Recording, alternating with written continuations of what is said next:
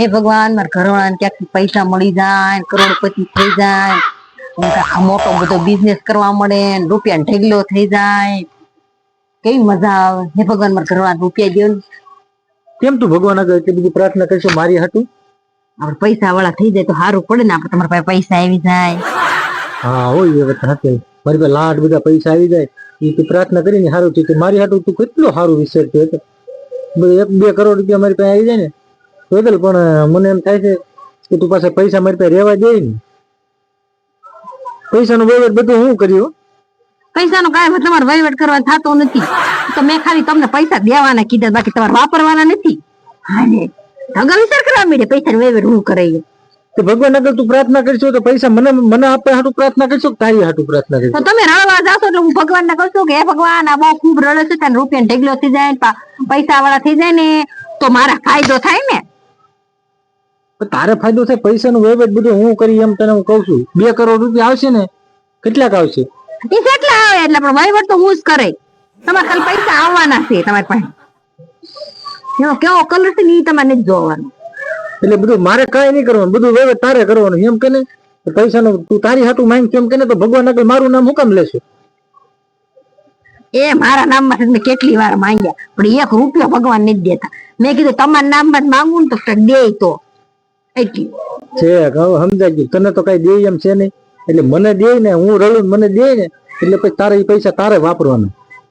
હું પણ ઘરમાં જ વાપરું ને, બીજું કે બહાર વાપરું છું.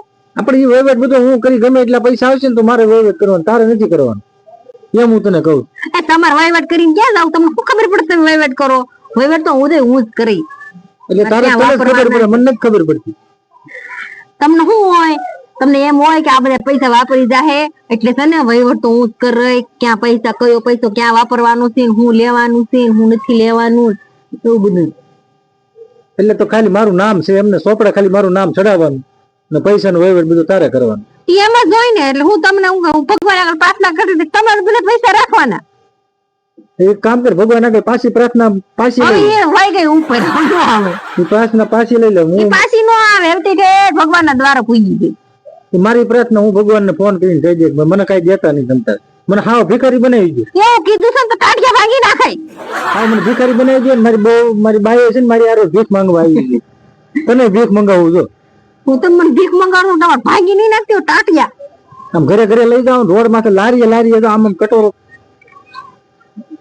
તો કે પૈસા જેટલા આવે ને એટલા બધો વહીવટ હું કરીએ. હા થોડા ઘણા પૈસા કરી લેજો. બસ થોડા ઘણા નહીં, બધો વહીવટ હું જ કરી. નકર રોડ માંથી ભીખ મંગાવી આગળ ભગવાન ને પાછી પ્રાર્થના કરી. તમે છે ને એ પ્રાર્થના આવે છે ભગવાન ના દ્વારા પૂજી નવી કઈ પાછી નો હું કહી દે તમારો નંબર ડિલીટ કરી નાખો ભગવાન ના ચોપડાથી. ફોન હે ને ખબર ફોન નહીં, હું પાછી પ્રાર્થના કરી તો પૈસા આવશે ને જો વહીવટ મેં ન કર્યો ને તો હું પાછી પ્રાર્થના કરી ભગવાન બધા પૈસા પાછા લઈ લો અને અમને ભિખારી બનાવી દે. પાછા ભિખારી બની જવા જોઈએ. હા એવું કઈ કર્યું છે ને 3 દી ખાવા નહીં દઉં. ખાવાનું તો કાઈ નહીં, ભિખારી બની ગયા કે ખાવું શું હોય?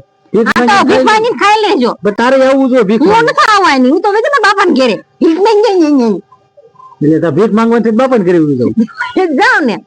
સારું ભાઈ, તારે જેમ થાય ને એમ કરતી. હું તારથી કંટાળી તો હું તમારથી કંટાળી ગઈ તો કઈ ફાવી નથી ગઈ તમારામાં.